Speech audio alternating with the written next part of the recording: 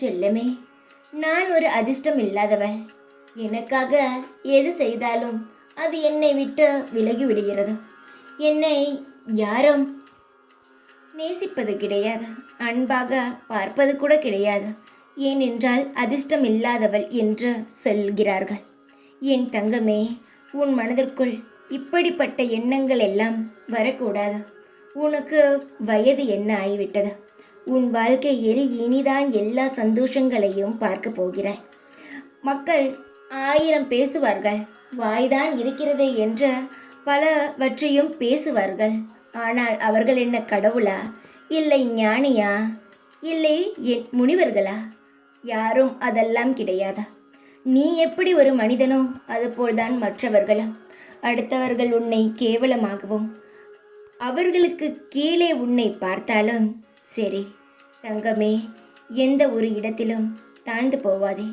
யாருடைய காசில் நீ வாழவில்லை, உன்னுடைய வருமானத்தில் உன்னுடைய வீட்டில் இருப்பவர்கள் மூலமாகத்தான் நீ ஒவ்வொரு பொழுதும் சாப்பிட்டு கொண்டு இருக்கிறாய்.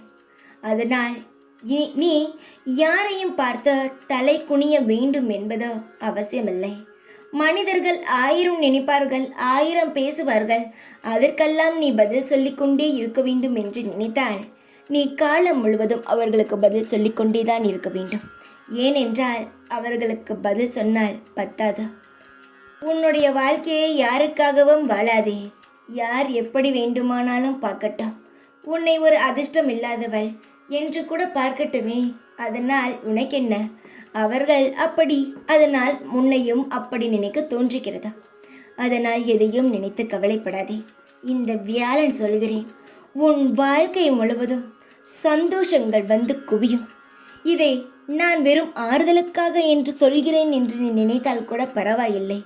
நான் நடப்பதை மட்டும் சொல்பவன், நடத்தி காட்டுபவன் நான். உன் வாழ்க்கையில் யாரெல்லாம் உன்னை கேவலப்படுத்தி அவமானப்படுத்தி உன்னை மனதை காயப்படுத்தினார்களோ அனைத்து பேர் மத்தியிலும் உன் வாழ்க்கை ஒரு உச்சத்தில் இருக்கும். அனைவரும் வியந்து அண்ணாந்து பார்ப்பார்கள். தைரியமாக இரு.